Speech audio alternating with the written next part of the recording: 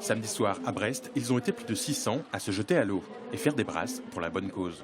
Depuis 2008, chaque année, 200 piscines de France, en partenariat avec la Fédération française de natation, ouvrent leurs portes afin de récolter des fonds pour l'UNICEF et le programme Wash Togo. Tous les fonds sont reversés à l'UNICEF pour amener l'eau potable, installer des installations sanitaires dans des écoles au Togo. Parce qu'il faut savoir que le manque d'eau salubre, le manque d'installations sanitaires éloigne beaucoup d'enfants des écoles, d'une part, et a de fortes conséquences sur la santé des enfants. Donc que ce soit au niveau, ça peut créer des maladies pneumoniaires, des diarrhées, etc.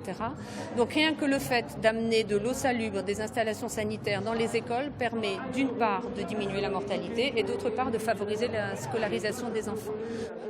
Lors de cette édition précédente, plus d'1 million d'euros ont été récoltés et ont permis d'aider 19 écoles au Togo, soit environ 5700 enfants, et de former les familles et les enseignants.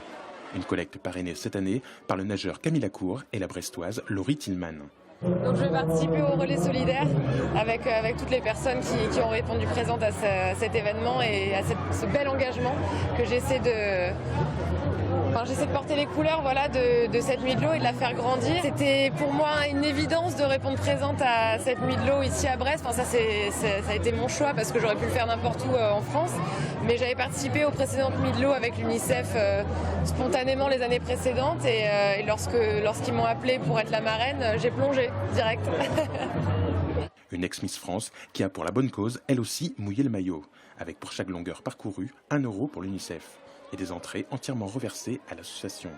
À Brest, 2600 euros ont ainsi été récoltés, 3600 sur tout le Finistère, dans les piscines de Plourin, Concarneau, Morlaix et Landivisio.